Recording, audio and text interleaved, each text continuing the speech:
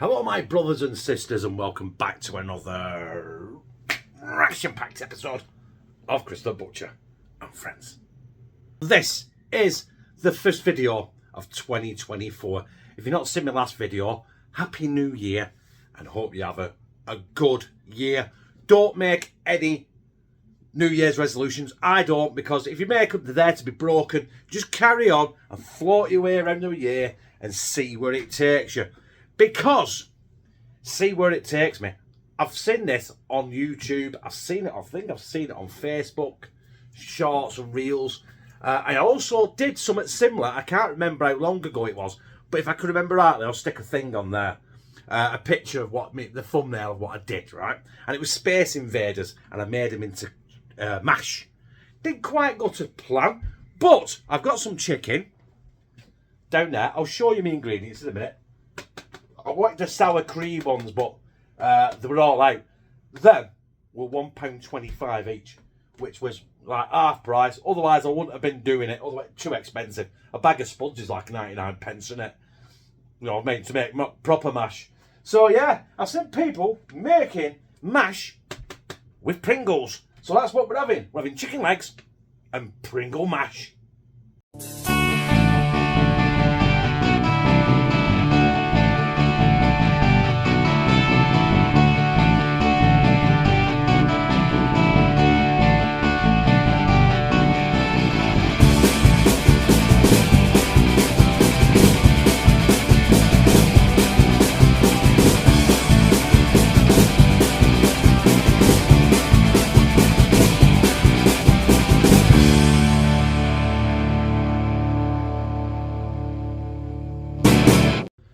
I've got to tell you, I'm so happy that when I say Christmas is finished, I meant work-wise, because the trade I'm in, Christmas is so hard. It takes.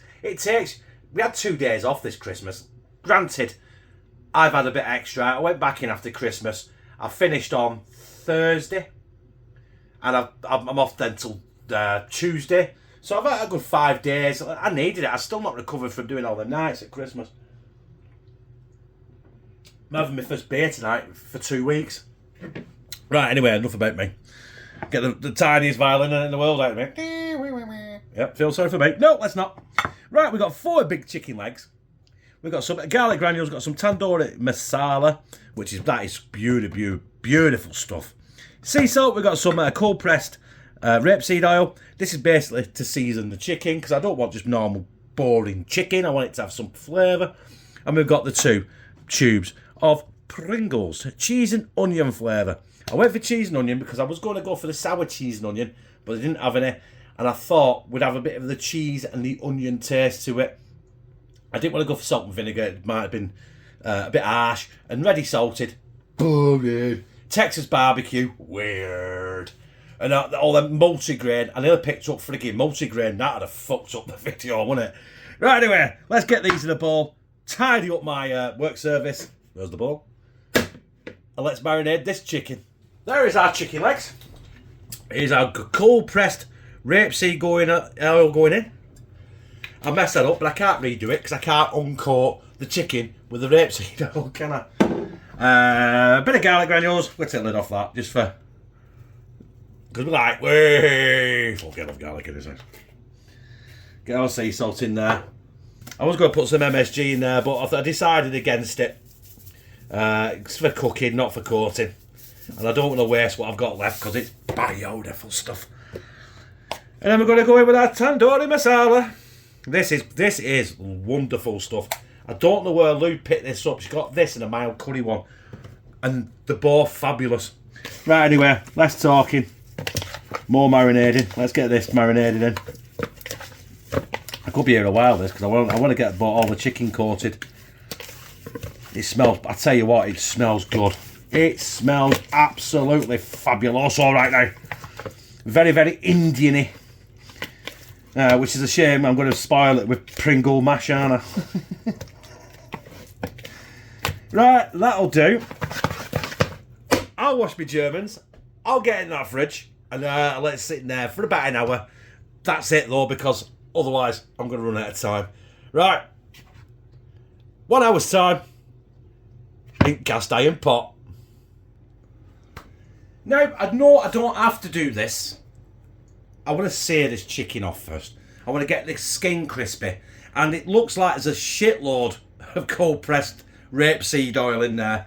It isn't, it's just because it's like a yellowy, it's really bright yellow in it and it's on a white surface.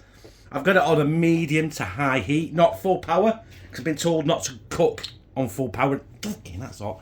Not to cook full power in that. Why did I touch it? Start the new year, as you mean to go on? Burn my fingers every 2 minutes? Right, anyway, let's get this chicken seasoned off. Seared off. I am going to cook it in the oven as well. That's the beauty of this pan. I'm trying not to touch the oil, because I've already just burnt my fingerprint off. Do you know what? I make a great burglar, me. Because I have absolutely no fingerprints left on my entire fingers. The smell on there is absolutely fabulous. Right, anyway, I'm going to let them rock and roll for 5 minutes. And I'm going to turn them maybe a couple of times, I don't know. But I want to spend more time on the skin on that side, because then I'm going to turn them over, sear them off on the bottom a little bit, Canon cut, bang the lid on, and throw them in the oven for, I'd say about 40 minutes on 180. Right, we're going to go for the flip. And we're opening the bird. Let's not do that. It took a bit longer than I anticipated, because obviously I put that much chicken in the pan. It kind of took the heat out, so I had to make sure the heat came back up a bit. Whoa! Spitting! It's spitting! I have to move these around a bit. That's not done as much as I wanted to. That's the problem, innit, with your Crowder pan. You can't really get enough what you want on it. So I turn that round now like that. Get that in there like that. That one is not seared nowhere near as much as them three. But you know what? It's still going to cook at the end of the day. So right, I'll give them another 5 minutes. I might flip that over again in the middle. Make sure I get that crispy skin. In fact, I want that skin more than anything to crisp up than anything, so I'm going to stick that right in the middle. I'm not that bothered about the other side of it searing, to be quite honest, because the purpose of this is to get the skin nice and crispy. So yeah, get that in the middle of the pan. Oh yes.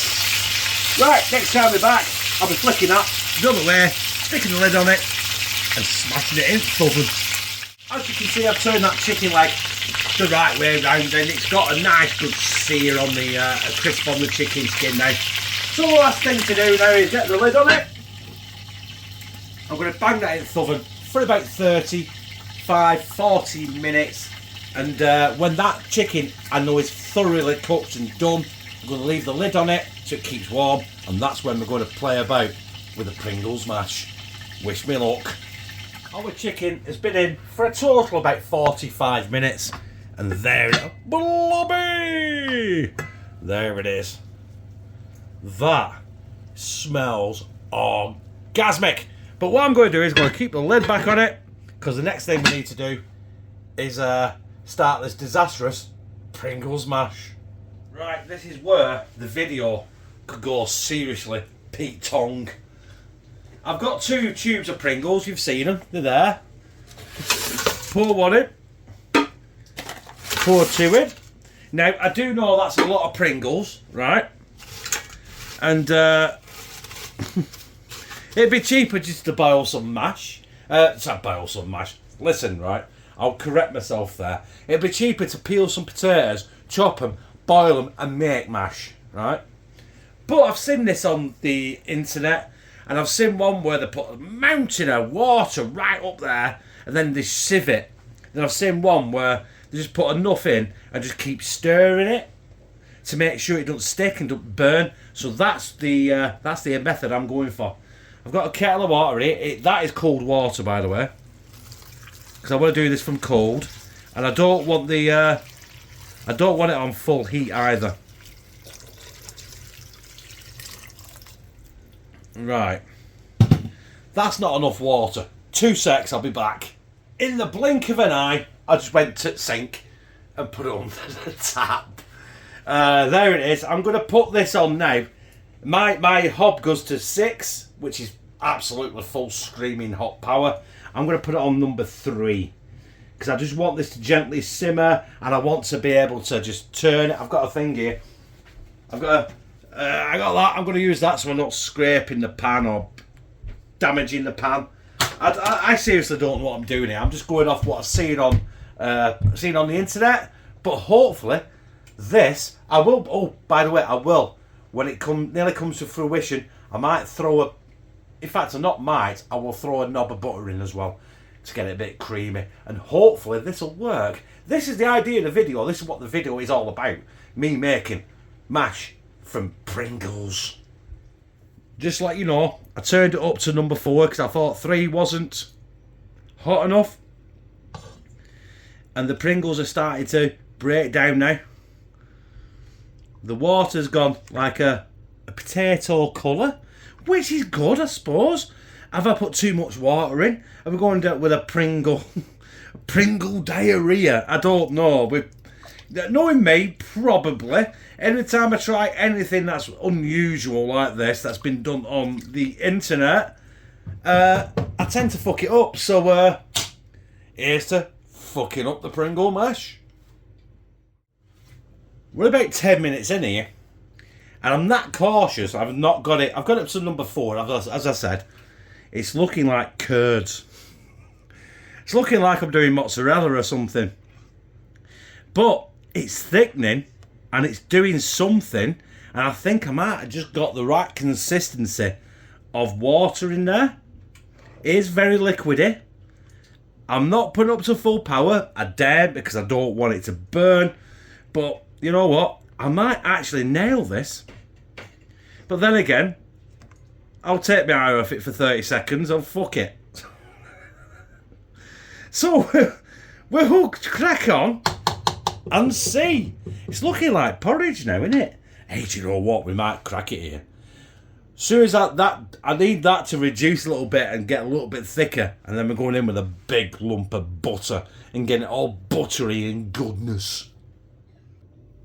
Do you know what? I think this is nearly ready, but my fear is it's took on the consistency of custard. I've still got it on number 4 of number 6. So what I'm going to do now is to try and retrieve this. Other than that, I'm pouring on my chicken like gravy. A slab of butter. I don't know how much that was. It was just a slab of butter. Get some black pepper in there. It's going to be, at best, this is going to be instant mash, innit? Just pour, let's get that in there. That butter needs to melt. It's going to make it very, very smooth, very velvety. Then I'm going to get it off the heat, and when I say get it off the heat, I'm going to move it off the hob it's on, turn the hob off as well, and let it sit for 10 minutes. Hopefully, it'll settle, it'll settle and set a little bit. I don't know, but I need to get that. Is that butter gone already? Is that it? Is that the butter there? Good hell, fire! That melted very quickly, didn't it? Huh? It had no balls. I went. Ugh. Right. So that butter's gone. The pepper is in there. I'm not putting no more salt in there because, let's be honest, them Pringles are absolutely caked in salt. So I'm going to turn the hob off. Obviously you couldn't see me do that. I'm going to take that off the hob and put it on a cold part of the oven. I'm going to leave it for 10 minutes and we'll be back and see what we're greeted with. Well, I've let that sit for 20 minutes. And I think that's as thick as it's going to get. In hindsight, probably used too much water. Probably only about not much too much water. But there's no way I can cook that any further. Let's have a look. It's got the consistency of smash. Alright? It's got the butter in it, it's got the black pepper in. I didn't put any more salt in it because the Pringles had loads of salt in it anyway. So the only thing to do now is dish it up, I suppose.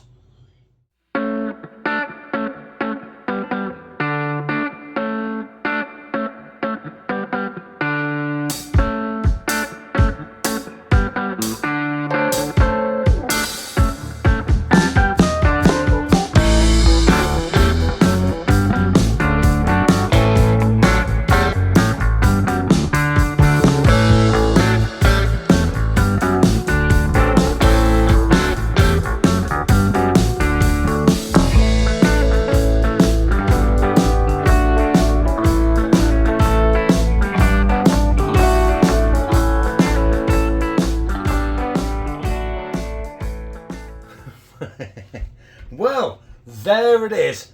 The slop. That is Pringle mash or Pringle custard or chicken and sweet corn soup. I don't know.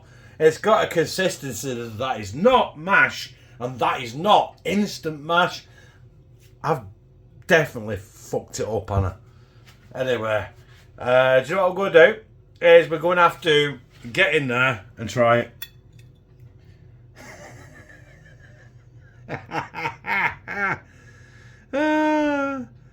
It's like what you feed puppies or something, semolina, innit? It's got that consistency on it. Oh god, here we go. Down me gizzard, bun apple tea. I've got to say, it tastes good. But yeah, I've probably fucked it with the. I've probably put too much water in it. I didn't want to put too much water in it, and then put too much water in it. We don't need to taste the chicken. That's not what we're here for. We're here for this. Look at that. Oh god. Yeah, well, I tried. Do you know what, brothers and sisters? It's just a slop.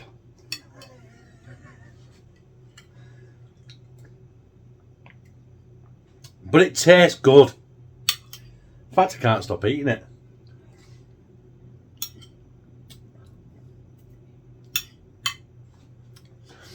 I can definitely see the idea is there. It just has to be executed by someone, not me. Less water. I think half less water would have made that better. That turned into like a syrup or a soup. It was nowhere near mash, but do you know what? It tastes good. I'll be able to drink it after I've ate my chicken. So, do you know what? I liked it. If you like this, press like, comment, share it on your social media, and subscribe. And become a family member of #TeamCT. Where I happy 2024. Fucking love you.